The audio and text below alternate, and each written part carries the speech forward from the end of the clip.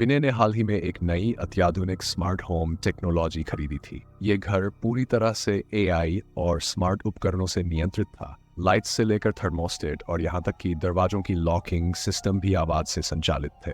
विनय अपने नए घर से बहुत खुश था। सब कुछ उसकी आवाज पर चलता था। एक बार में सभी चीजें कंट्रोल हो जाती थी। लेकिन एक रात जब वह घर में अकेला था, अचानक से उसकी स्मार्ट लाइटें बिना किसी आदेश के चमकने लगीं। उसने सोचा कि शायद सिस्टम में कोई गड़बड़ी है। उसने आवाज दी, लाइट्स बंद करो, और लाइटें बंद हो गई। थोड़ी देर बाद उसके फोन पर एक नोटिफिकेशन आया, डोर अनलॉक्ड, यानी दरवाजा खुला था।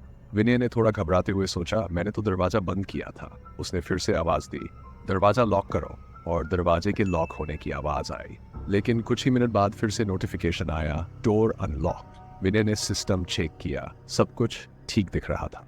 उसने दरवाजा देखने की हिम्मत जुटाई। जैसे ही वह दरवाजे की तरफ बढ़ा, तभी घर के सारे स्मार्ट उपकरण एक एक करके बंद और चालू होने लगे।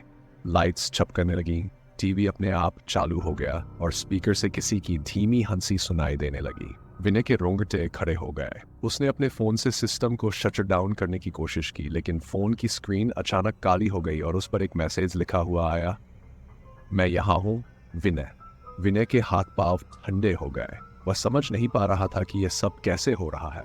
उसने जैसे ही दरवाजे से बाहर निकलने की कोशिश की, दरवाजा खुद ब खुद लॉक हो गया। अब वह अंदर फंसा हुआ था।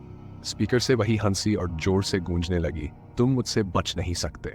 विनय ने दीवारों को देखना शुरू किया। हर तरफ से आवाजें आ रही थीं, जैसे कोई उसके बहुत करीब था। उसने घर छोड़ने की कोशिश की, लेकिन सब कुछ उसी की कमांड्स को नकार रहा था। घर अब उसके नियंत्रण में नहीं था। फिर उसकी आंखों के सामने स्क्रीन पर एक चेहरा उभरा जिसे उसने कभी देखा नहीं था। वह कोई एआई नहीं था, बल्कि एक साया था जो अब उसके घर का हिस्सा बन चुका था।